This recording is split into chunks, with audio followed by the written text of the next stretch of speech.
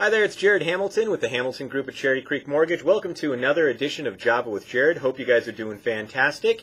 It's Friday, and I hope you have a wonderful weekend. Well, today, as always, wanted to give you an update with what's going on with interest rates, but also talk to you about where do we go from here, because last week, actually on Friday of last week, we hit an all-time low for interest rates.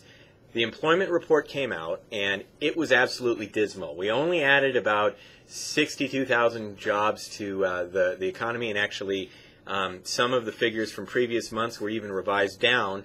We also, the unemployment rate went up to 8.2%, and as I've talked about on previous Java with Jared's, there's a large factor of people that are not even being included in the unemployment rate because they are discouraged and they're just not looking for jobs anymore, and they're not counted.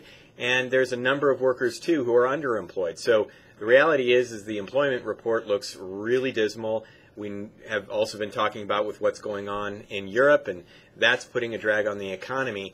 And all that has equated to a really low rate environment. And on Friday, we actually hit an all-time record. The 10-year Treasury, which mortgage rates don't exactly correlate to the 10-year Treasury, but they're close. The 10-year Treasury hit a yield of 1.47%, which is pretty much an all-time low since they've been keeping track. And that was also a very important number because that's kind of what the market was maybe expecting we could get to. In this email that I sent you, I'm going to include a little graph, a little link here, and let me talk to you about it. This is a graph that just kind of shows what mortgage rates are doing, what the Fannie Mae price does, and the higher this goes, the better interest rates are. The lower the yield goes, and we hit an all-time high, and this is a 2-year average, so you can kind of see, well, not average, but a 2-year daily track record of what interest rates have done. And you can see that we, hit the all-time low for interest rates, all-time high for the price. So that begs the question, well, where do rates go from here? And I think that we're pretty close to the absolute bottom. We probably hit the bottom.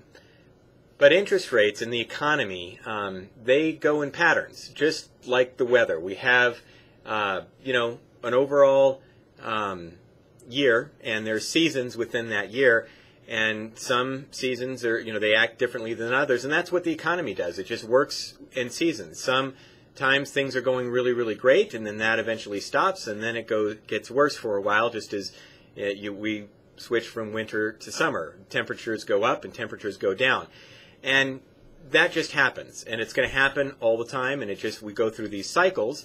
But within each one of the overall year, we have seasons, and depending upon what is going on with maybe other global events, like if there's a massive volcano in the winter, well, that's going to affect one region real dramatically, but it also has a global effect on the overall weather patterns, and that's going to maybe exemplify if we're in the winter, it might exemplify cold weather, or it might cause the summer to have less warm temperatures because of cloud cover and all that. It just has an overall global effect. So what we're seeing now is we're already on a down cycle, but we have some severe events that are really affecting the market, and that's Europe, and that's also this debt super cycle.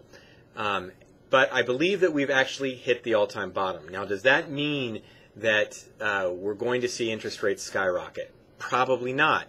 We'll maybe touch this again, but we're probably getting closer to the end than we are to the beginning, because rates have been patterning down, and they can only get so low. So when you're talking with your clients, if they really believe that interest rates are going to go a lot lower, just talk to them about some of these stuff. Show them this chart, and give them the information, because I believe that we'll probably see over the summer rates continue to stay low, but eventually we're going to start going up, because we still have some volcanoes coming. There is still how the Greek exit from the euro, how is that going to be perceived in the market? Is it going to be orderly, and could we see an eruption there? How is Spain going to react to their debt problems, and how is Europe going to react to Spain's issues there?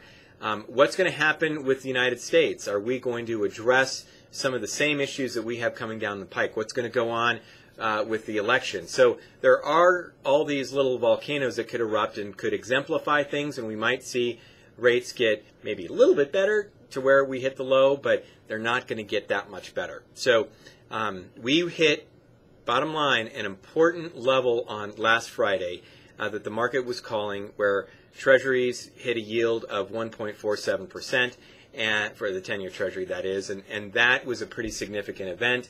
One of the experts that I follow, who just tracks these trends, he was calling for that. It was reached, and the next question is well, how does the market react from here, and when do rates really begin going up in earnest?